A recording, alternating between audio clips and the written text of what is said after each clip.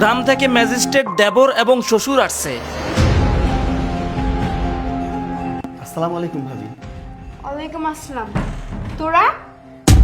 জি ভাবি, ভালো আছেন আপনি? হ্যাঁ ভালো আছি। তোরা এখানে কি করতে আসছিস? তোদেরকে না এখানে আসতে নিষেধ করছি, আর তোরা বারবার এখানে কেন আসিস? তোদেরকে নিষেধ করার পর কি তোরা শুনিস না? ভাবি, আপনি এসব কি বলছেন? আমরা তো থাকার জন্য আসি নাই, আর সব সময় তো আসা হয় না। আমরা আসছি একটা সুখবর দেওয়ার জন্য। এই চুপ কর, আমার মুখে মুখে তর্ক করিস। আর কি বললি যে সুখবর দিবি? তুই কি সুখবর দিবি এটা আমার ভালো করেই জানা আছে। হয়তো গ্রামে একটা অটো রিক্সা কিনছিস, আর সে সুখবরটা দেওয়ার জন্য নাচতে নাচতে ঢাকা শহরে আসছিস তোর ভাইয়ের কাছে। এই তোদের কি লজ্জা করে না? তোদেরকে এতবার করে নিষেধ করি যে এই বাসায় আসবি না, এই বাসায় আসবি না, এরপরেও কেন আসিস? তোদের কি লজ্জা হয় না? বৌমা, তুমি কিন্তু সীমা অতিক্রম করছো। তোমার মুখে যা আসছে তুমি তাই বলে যাচ্ছ। তুমি ভুলে যেও না তুমি আমার ছেলের বউ, আর আমার ছেলের বাসায় আমরা আসবো না তো কে আসবে? বাবা বাবা বাহ, বুড়োর দেখি আবার মুখের বুলি ফুটছে। এই বুড়ো আবার আমার মুখে মুখে তর্ক করেন।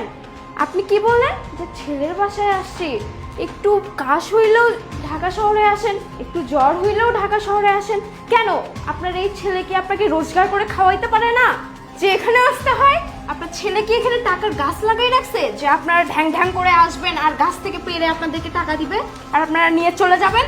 আপনি শুনেন, ভালোই ভালোই বলতেছি, আপনার ছেলে দেখার আগে এখান থেকে চলে যান। আর তোকে বলছি, এসব কি পড়ে আসছিস? এই আমাদের কি মান সম্মান নেই? আমাদের কি এই এলাকায় কি মান সম্মান নেই?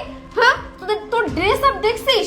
এইভাবে যদি এই এলাকার কেউ দেখে তাহলে তোর ভাইয়ের আমার মান সম্মান থাকবে? তাই বলছি বের হয়ে যা, বের হয়ে যা, বের হয়ে যা। ভাবি, তখন থেকে শুধু বলেই যাচ্ছেন। আমাদের তো কিছু কথা বলার সুযোগ দিবেন। আমরা কেন আসছি, কি কারণে আসছি? আমরা আপনার বাসায় থাকতে আসিনি, শুধু ভাইয়ের সঙ্গে দেখা করব, আপনাদের একটা সুখবর দেব, চলে যাব। আর ড্রেস আপের কথা বলছেন, আমরা তো গ্রামের মানুষ, গ্রামেই সব চলে, কোনো সমস্যা নাই। আর লোকজন জানার আগেই চলে যাব। আপনি ভাইয়াকে ডেকে দেন, ভাইয়ের সঙ্গে কথা বলে আমরা চলে যাচ্ছি। আমি বলছি না ও দেখার আগে বের হয়ে যা। এত মুখে মুখে তর্ক করিস কিসের জন্য? তোরা বের হ বলছি, বের হ। দাঁড়াও ভাবি, তুমি যত চেষ্টাই করো না কেন, ভাইয়ের সঙ্গে দেখা না করা পর্যন্ত আমরা এই বাড়ি থেকে এক পাও বের হব না। ও আচ্ছা, খুব শখ তাই না তোর ভাইয়ের সঙ্গে দেখা করবি? আচ্ছা ঠিক আছে, এখানে দাঁড়া, আমি তোর ভাইকে ডাকতেছি। তবে একটা কথা মাথায় রাখ, আমি কিন্তু তোর গায়ে হাত তুলিনি। তোর ভাই এসে এবার তোর ঘাত ধাক্কা দিয়ে বের করে দিবে, কথাটা মাথায় রাখিস।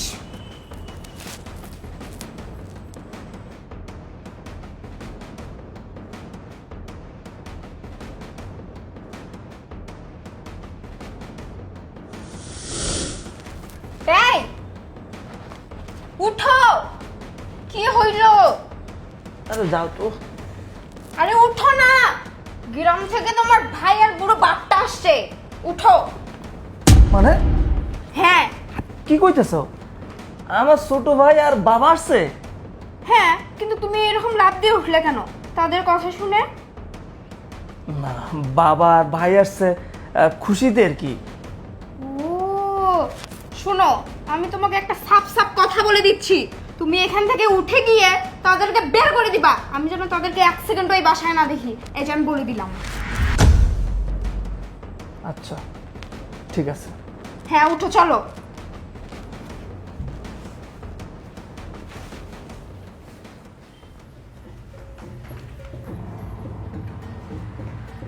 বাবা, ভালো আছো তুমি? হ্যাঁ ভালো আছি। তোমরা এখানে কি? হ্যাঁ, 2 দিন পর পর তোমাদের এখানে কি? এই বাসায় তোমাদের কি বলো? হ্যাঁ, সামান্য কাশ আসলেই তুমি চলে আসো এখানে। আর এই তুই আর কতকাল এইভাবে বসে বসে খাবি?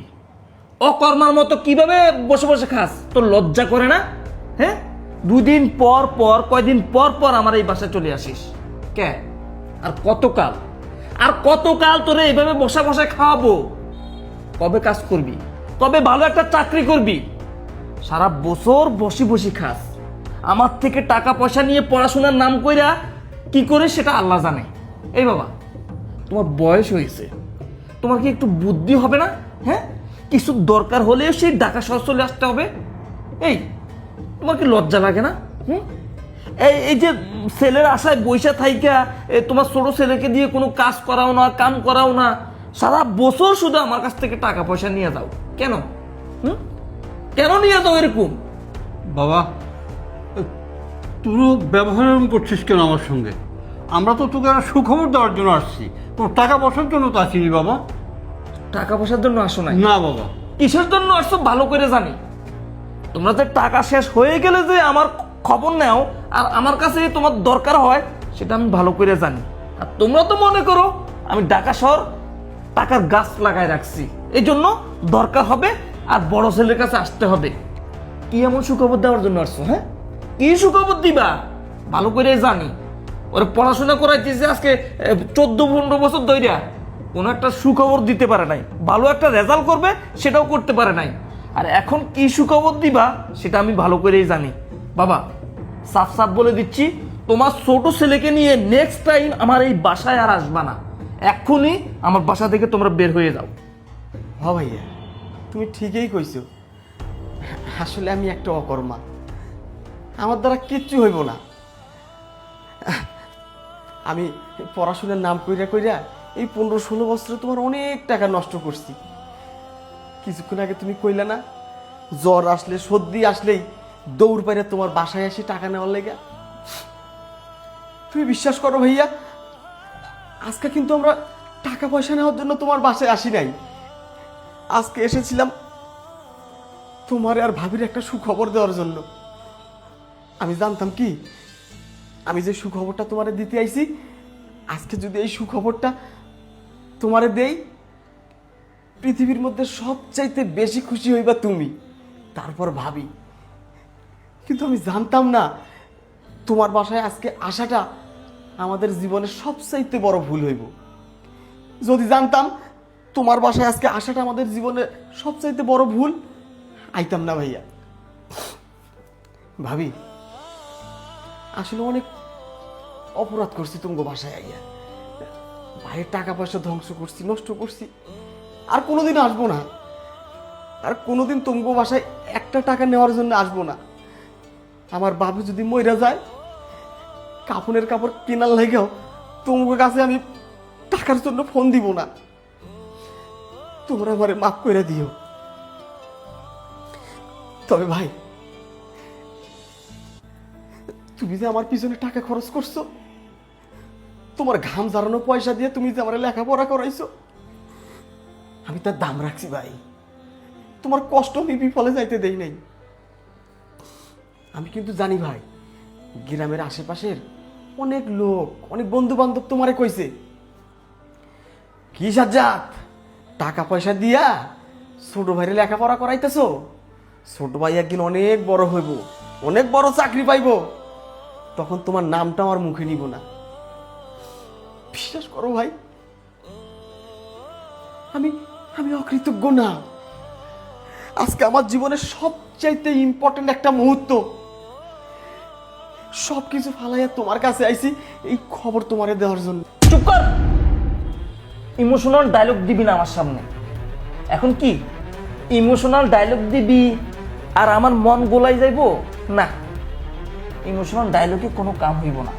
আমার বউ যা বলবো তাই করব। জান, তুমি বলো এখন আমার কি করা উচিত? আমি তো বলেই দিয়েছি যে এদেরকে বাসা থেকে বের করে দাও। দিচ্ছ না কেন এখনো? এত কথা বলতেছো কেন? আচ্ছা, এখনই বের করে দিব। এই তোরা 1 মিনিট দাঁড়া। জান, তুমি একটু দাঁড়াও।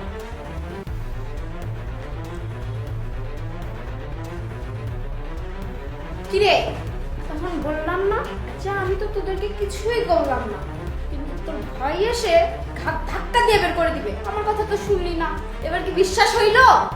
ছোট লোকের বাচ্চা। কি ব্যাপার, তুমি এগুলান কেন নিয়ে আসছো? তুমি না ওদেরকে বের করে দিবা?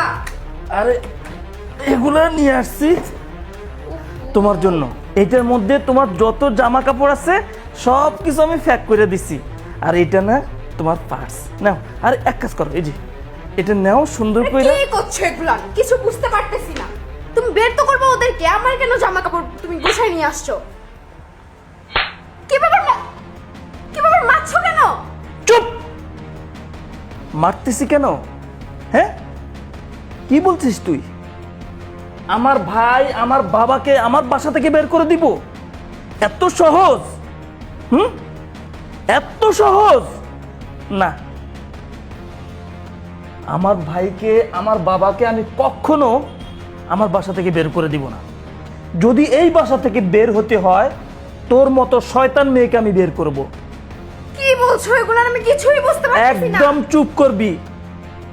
আমার ভাই আমার বাবা বাসায় আসার কারণে তোর সহ্য হচ্ছে না কেন? ওরা কি তোর খায় নাকি তোর পড়ে? ওরা আমার খায়। আমি টাকা পয়সা ইনকাম কইরা এই বাড়ি করছি, আমি টাকা পয়সা ইনকাম কইরা তোরে এত সুন্দর সুন্দর করে রাখছি।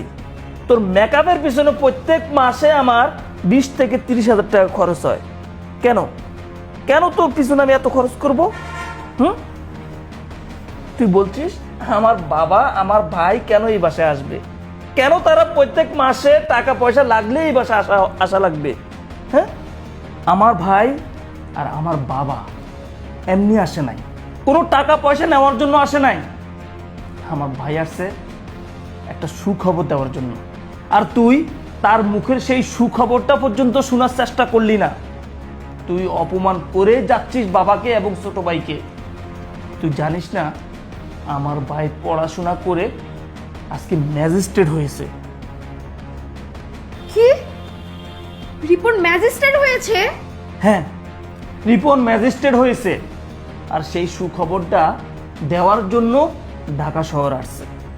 ও গতকালকে যখন আমাকে কল করে বলে যে ভাইয়া আমি সার্থক, আমি তোমার টাকা পয়সা খরচ করে পড়াশোনা করে আজকে আমি ম্যাজিস্ট্রেট হয়েছি, আমি এই কথা শুনে না গর্বে আমার বুকটা ভরে যায়। আমি বলেছি তুই কেন আমাকে কল করে এইভাবে বলবি? জানিস আজকে তুই যদি আমার বাসায় আসি বলিস, তোর ভাবি আমার থেকে বেশি খুশি হবে। কিন্তু তুমি তার মুখের কোনো কথাই শুনতে চাও নাই। তুমি তাদেরকে অপমান শুরু করছো। একটা বার চিন্তা করো নাই যে তোমাকে সে কি বলতে চাইছে? শোনো, আসলে তোমাকে আমি কি বলবো আমার বলার ভাষা নাই।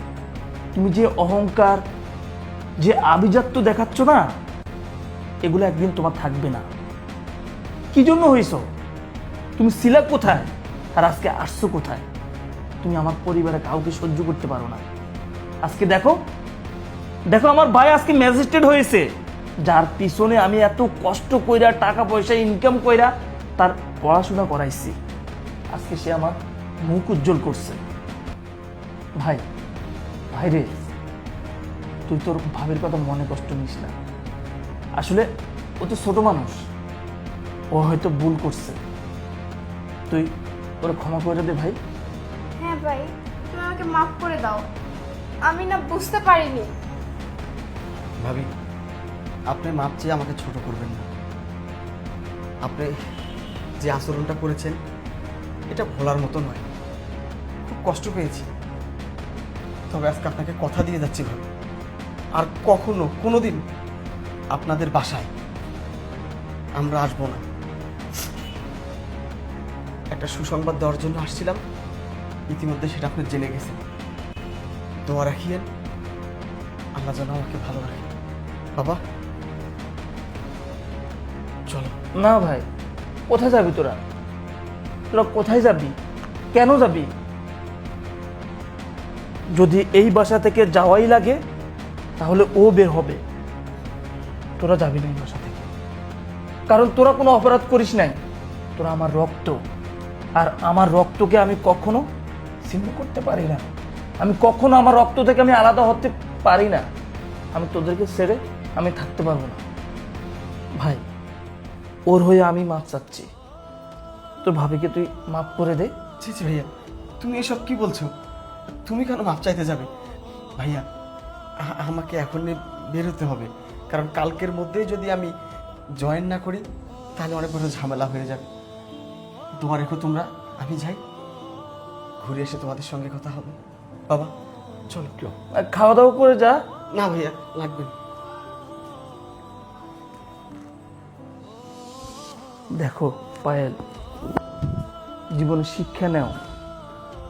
তুমি যাকে এত অপমান করছো, এত অবহেলা করছো, সেই মানুষটা আজকে ম্যাজিস্ট্রেট হয়েছে।